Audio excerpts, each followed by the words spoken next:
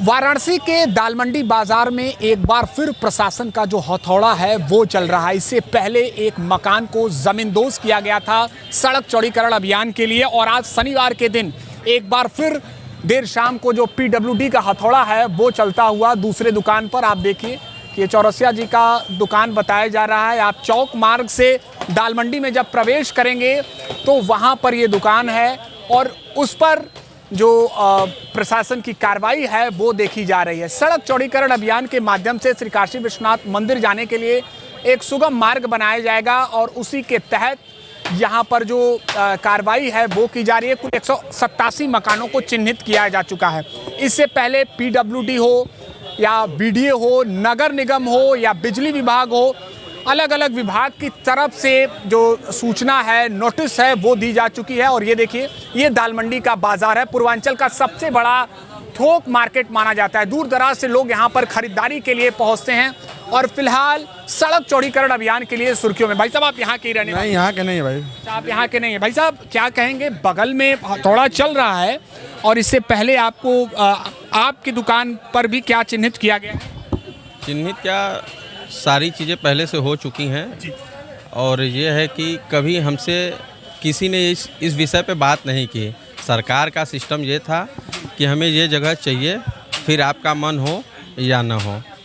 अगर हम आपकी चीज़ें ले रहे हैं तो जाहिर सी बात है, हम आपसे पहले बात करेंगे कि आपकी सहमति क्या है, कि आप पैसे से संतुष्ट होंगे कि आपको कहीं जगह दिया जाए, क्या है। इसका कोई बात नहीं हुआ है।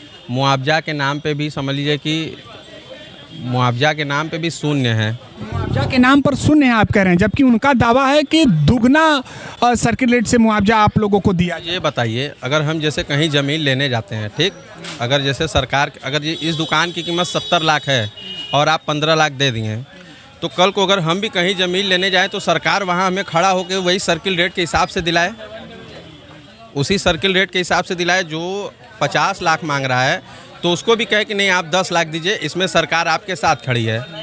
ये चीज़ नहीं हो सकता। एक विभागों की तरफ से आप लोगों को सूचना एकदम सूचना दिया जा रहा है। बिजली विभाग के लोग आ रहे हैं, टैक्स वाले आ रहे हैं, कि मतलब सरकार तो जो जगह है वो तो ले ही रही है, लेकिन जाते जाते हम 2-3 विभाग और आएंगे जो आपको नोच के जाएंगे कि मतलब आपके ऊपर कर्जा, हमारा सरकार का 1 रुपया ना हो। आप सब चीज़ आप कैसे देखते हैं? बिजली विभाग, पीडब्ल्यूडी विभाग का क्या है कि भाई जाने से पहले उनको देना ही है। अब आपकी दुकान को भी चिन्हित किया गया, तो आप क्या सोच रहे हैं? क्या इन सामान को आप हटाएंगे, क्या करेंगे? जाहिर सी बात है, अब सामान को हटाना ही पड़ेगा, इसके अलावा कोई ऑप्शन नहीं है। निर्भर रहे हैं इस पर? अब अभी तक धीरे धीरे आप निर्भर रहे। क्या नाम है? मनीष कुमार जायसवाल। मनीष जी, पूरा परिवार इस पर निर्भर रहा है। दुकान है, दुकान से सबका परिवार चलता है, बच्चों का खर्चा चलता है, सब रोजी रोटी यही से है ना, दुकान ही से न होता है। ये सोचना है कि सरकार को एक बार आके बातचीत करना चाहिए। आपने प्रशासन को आदेश दे दिया, प्रशासन ने अपना कार्यक्रम चालू कर दिया, ठीक, लेकिन क्या कभी आप आएँ? आप सिर्फ वोट मांगते ही समय क्यों आते हैं? स्थानीय जनप्रतिनिधियों से कोई विषय मतलब है, कोई रख सकता है बात? एक चीज़ समझ में आ गया कि सब चीज़ आपको अकेले ही देखना है, कोई आपके सपोर्ट में नहीं है, ना ही कोई का साथ है। लेकिन भले ही प्रशासन का दावा हो कि हम तैयार हैं बातचीत करने के लिए, दस्तावेज लेकर आइए, लेकिन इन दुकानदारों की बात भी जो आ रही है सामने की, इनका सुनने वाला कोई नहीं है। इनसे कहा गया है कि ये नियम है और ये आपको बताना है, ये आपका दुकान आपको खाली करना है, ये इनका ऐसा कहना है। चलिए, तो और लोगों से भी हम बात करने का यहाँ पर प्रयास जरूर करेंगे। और आप देखिए कि ये वही दालमंडी है जहाँ से आप सीधा अंदर प्रवेश करते हैं इस मार्ग की तरफ से। भाई साहब, आप भी यहाँ के ही रहने वाले हैं? नहीं, आप यहाँ के नहीं रहने वाले हैं। तो देखिए, यहाँ पर सबसे चर्चित मार्केट ही है। यहाँ से दूर दराज से लोग खरीदारी करने के लिए आते हैं। चाचा भी हैं बगल में। चाचा, बगल में ही ध्वस्तीकरण का कार्य हो रहा है, क्या कहेंगे? क्या कहा जाए बेटा, क्या कहें? अवगत कराया गया है।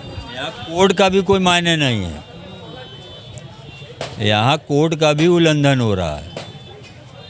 कोड का भी उल्लंघन हो रहा है? कहा जा रहा है कि नहीं, सारी कार्य संवैधानिक तरीके से हो? कुछ नहीं होगा। एक आदमी मर गए, हार्ट अटैक हो गया उनको, बगल में दुकानदार थे, उनका भी अभी हार्ट अटैक हुआ है। अभी 8 बजे मिट्टी आएगी।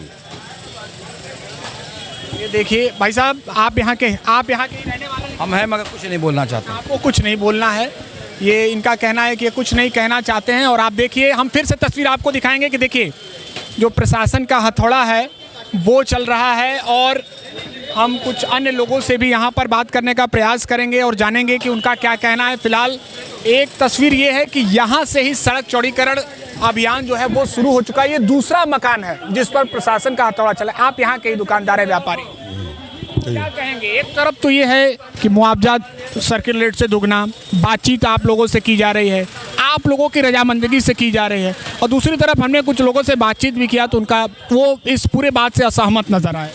कैसी रजामंदी? पहली बात तो ये है, आज जो मुआवजा दिया जा रहा है क्या ये जायज़ है? क्या ये वैल्यू है यहाँ की? पहली बात, चौड़ीकरण के नाम पे और विकास के नाम पे किया जा रहा है, वो एक्चुअल चौड़ीकरण किधर से होनी चाहिए? ये रास्ता चौड़ीकरण मेन रास्ता है, उसको चौड़ीकरण करना चाहिए कि इसको करना चाहिए? अच्छा, ये ट्रांसपोर्टिंग वाला रास्ता है, कोई भी ट्रांसपोर्टिंग हो या कुछ भी हो, कहाँ पे आएगी वो? मैदागिन पे। तो इनको का इसको करना चाहिए कि इसको करना चाहिए? जब आप यहाँ पे नहीं पहुँचोगे तो फिर मतलब क्या उठता है? ये विकास नहीं है, एक टारगेट है।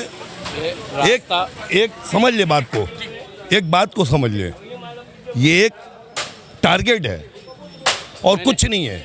आप एक बात बताएं कि जो भी ट्रांसपोर्टिंग का रास्ता है या कुछ भी है, चौड़ीकरण कहाँ होनी चाहिए? आपसे हम बता रहे हैं। आप यहाँ पहुँचने के लिए पहले उसको न कीजिएगा, यानी दूसरा मार्ग होना चाहिए। मार्ग नहीं, मार्ग। ये कोई रूट ही नहीं है ना। रूट वो है, मेन रूट वो है, और मेन रूट वो है। आप बीच से गली खोज रहे हैं चौड़ीकरण के लिए, बात समझ रहे हैं? सर मेरा ये कहना है कि जो आप ये रास्ता बीच का रास्ता चौड़ा करने का कोई मतलब ही नहीं रह जाएगा।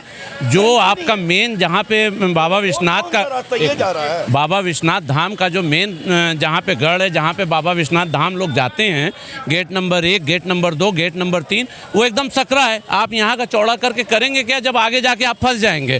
पहले तो आपको gate number 1, gate number 2, gate number 3 उसको आपको चौड़ा करना चाहिए, उसके बाद इसकी बात आपको करना चाहिए। ये चौड़ीकरण की आप बात कर रहे हैं, ये चौड़ीकरण की आप बात कर रहे हैं, लेकिन आप गेट नंबर 1, 2 की 3 की बात नहीं कर रहे हैं। और यहाँ पे जो तोड़ रहे हैं, यहाँ पे जो उजाड़ रहे हैं, तो उजाड़ने की आप बात कर रहे हैं और बसाने की आप कोई भी बात नहीं कर रहे हैं। हमारा मतलब ये है कि अगर आप उजाड़ रहे हैं तो हमको कहीं ना कहीं बसाया जाए। अब बिना बसाए जो है आप उजाड़िए मत। और एक सुझाव और है हमारा गवर्नमेंट से और यूपी गवर्नमेंट से, सेंट्रल गवर्नमेंट से, कि कम से कम इसको पाथवे जो 15-15 फीट का, उसको भी अगर छोड़ के सिर्फ चौड़ीकरण रोड चौड़ा कर देंगे, फिर भी 30 फुट का बचत हो जाएगी। ठीक है। तो ये हमारी बातचीत इनसे थी। और आप देखिए कि यहाँ पर एक मस्जिद भी है, वहाँ पर भी बातचीत लगातार लोगों की जारी है। लेकिन अब देखना ये होगा कि दाल मंडी बाजार के इन लोगों की जो बातें हैं, क्या उसको सुना जाता है या नहीं।